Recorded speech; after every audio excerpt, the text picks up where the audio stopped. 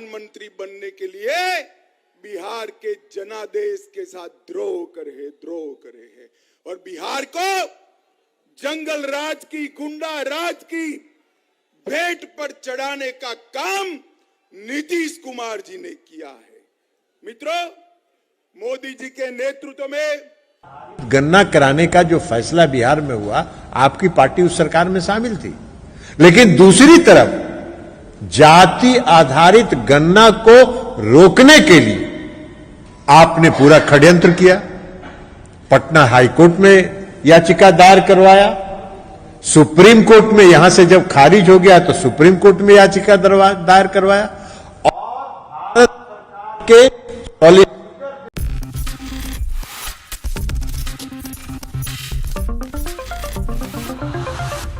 Next 9 news में आपका बहुत बहुत स्वागत है। मैं हूं आपके साथ अबरारुल हक रहमान।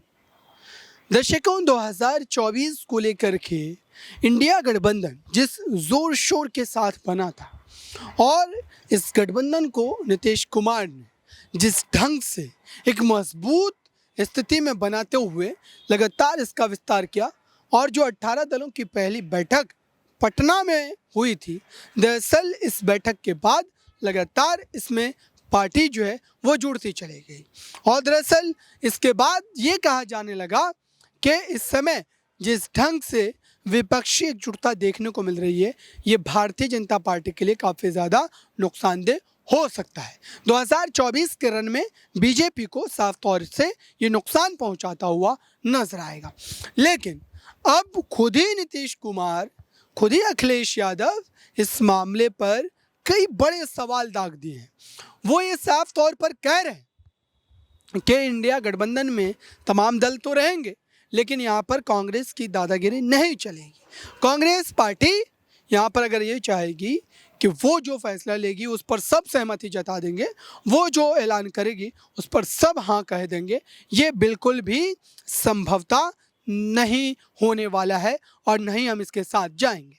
आपको याद होगा जब मध्य प्रदेश में कई सीटों को लेकर के कांग्रेस पार्टी ने अपने प्रत्याशियों का ऐलान किया और उनमें वो भी सीटें थी जहां पर समाजवादी पार्टी ने बीते विधानसभा चुनाव में जीत दर्ज की थी। उसके बाद क्या मामला देखने को मिला था, उसके बाद किस तरीके से जो है राजनीतिक परिस्थिति बदली थी और अखिलेश यादव से लेकर के समाजवादी पार्टी के कई बड़े चेहरों ने साफ तौर पर इस पर सवाल दाग दिए थे। अब हम आते हैं बिहार की उसी भूमि पर जहाँ से ये पूरा मामला शुरू हुआ था।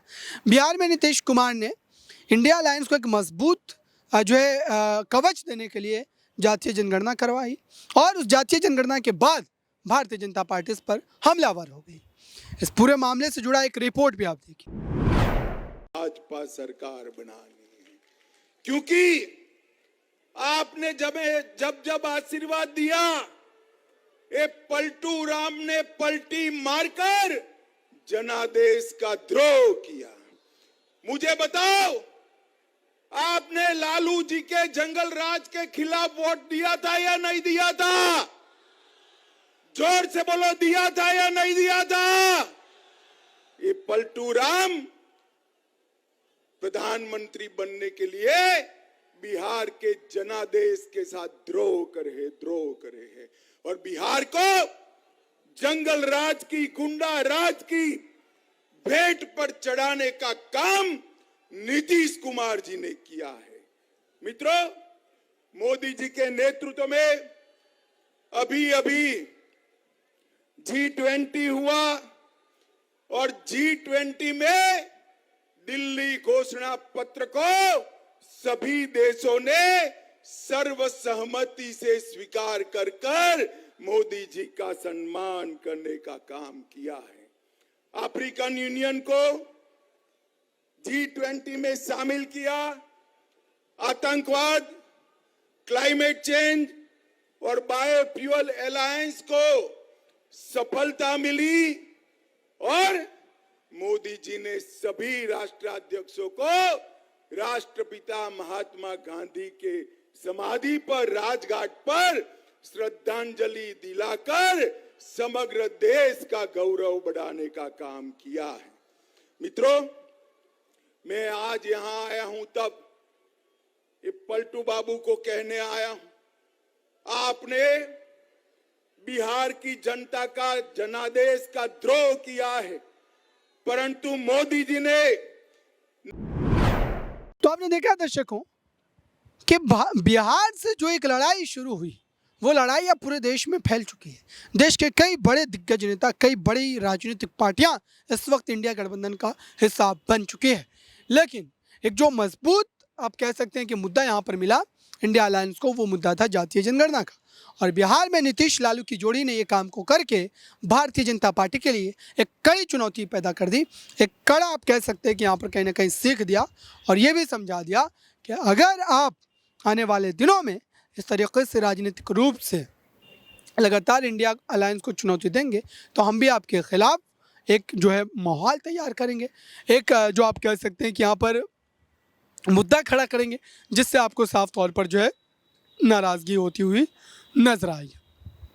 तो बिहार में जातिगत जनगणना का असर इतना हुआ कि कांग्रेस पार्टी ने छत्तीसगढ़ से लेकर के और कई राज्यों में ऐलान तक कर दिया कि वहाँ पर अगर कांग्रेस की सरकार बनेगी तो कांग्रेस पार्टी भी वहाँ पर जातीय जनगणना करवाएगी। हालांकि भारतीय जनता पार्टी इस जनगणना से खुश नहीं है। वो लगातार इस पर सवाल खड़े कर रहे हैं और ये कह रहे हैं कि आंकड़ों में छेड़छाड़ किया गया। इस पर नीतीश कुमार से लेकर के कई जो है विपक्षी नेताओं ने ये सवाल दाग दिया और ये पूछा कि भारतीय जनता पार्टी ये लिखित में कर दे, ये कह करके दे दे कि हम इस जनगणना को नहीं मानते हैं और इसके आंकड़े झूठे हैं, और अगर वो नहीं दे रहे हैं, इस पर मात्र बयानबाजी कर रहे हैं, तो ये राजनीति है और इस राजनीति को समझने की ज़रूरत है। तो इस वक्त पूरी तरीके से माहौल को बनाया जा रहा है। लेकिन इस पर आइए आपको एक और पक्ष सुनाते हैं। आधारित गन्ना देश भर में कराने का अनुरोध किया था। आपको यह बताना चाहिए था ना कि बिहार के मुख्यमंत्री माननीय नीतीश कुमार जी सभी दलों के प्रतिनिधि के साथ प्रधानमंत्री जी से मिले थे और मांग किया था उन्होंने, हमने उसको रिजेक्ट कर दिया।